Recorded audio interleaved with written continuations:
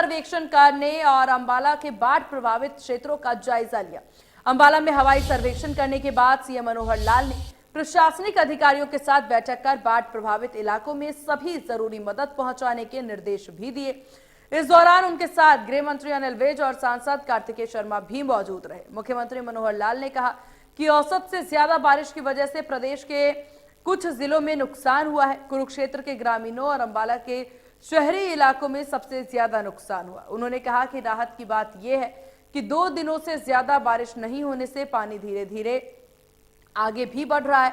CM Manohar Lal ने बताया कि प्रदेश में अब तक इसके चलते 10 लोगों की मौत की पुष्टि की गई है और इस मौके पर मुख्यमंत्री ने परिजनों के लिए आपको बता दें कि यहाँ पर हालांकि सहायता की बात भी कही है।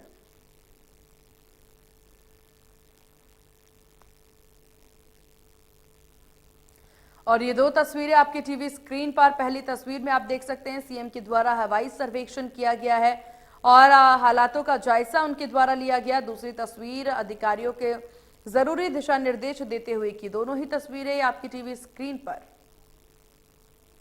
4 दिन से जो वर्षा का प्रकोप बहुत अधिक मात्रा में हुआ और वर्षा केवल यहाँ हरियाणा में ही नहीं बल्कि जो पास के प्रदेश हैं, चाहे हमें हिमाचल प्रदेश से जो वहाँ वर्षा हुई, बादल फटा, वो पानी बहाव उसका आया तो उसका नुकसान हुआ है।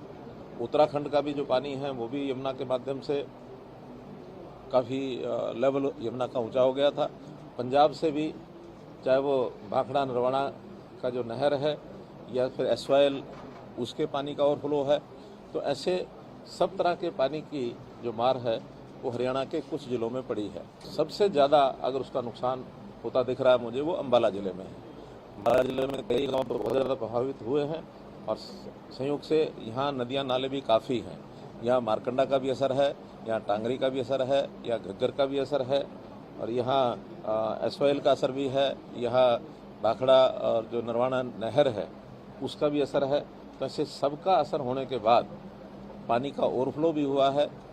लगभग 40 गांव ऐसे हैं जहां पानी का प्रभाव ये गया है।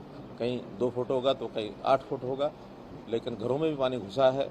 इवैक्यूएशन का काम भी हमने किया और जहां जहां जो सहायता पहुंचाने की बात है वो लगातार हमने की है।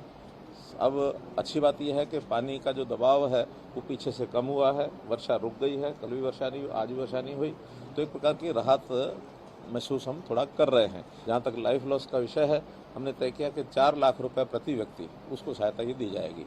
और जहाँ तक मकानों का विषय है, उन मकानों के लिए जो मुरम्मत का पैसा हमारा 80,000 रुपया होता है डॉक्टर अम्बेडकर मकान नवीनीकरण का, वो जो तो गरीब परिवार है उसमें मिलेगा। जो अन्य परिवार हैं उनको अलग से डिजास्टर का जो हमारा फंड है, क्या उसको क्या बोलते हैं, disaster fund, disaster management fund, उसमें से उनको दिया जाएगा। और अन्य प्रकार के जितने भी लॉस जो असेसमेंट हो जाएगी पशुओं आदि की, वो सारी भी जानकारी उसके बाद जैसे पता लगेगा हम जानकारी देंगे। वर्तमान व्यवस्था में भोजन के पैकेट सबको पहुंचाए जा रहे हैं। पानी की जहां आवश्यकता है वहाँ पानी के टैंकर पहुंचाए जा रहे हैं। पशुओं के लिए चारा जहाँ जहाँ जिले स्वयं अपना कर पाएंगे वो खरीद करके उन गाँव में चारा भेजेंगे। इस सिस्टम में कोई बहुत बड़ा फॉल्ट ऐसा मैं इसलिए नहीं कह सकता कि हमारी सारी तैयारी सामान्य वर्षा और सामान्य जो चीज़ होता है वो पूरी तैयारी थी।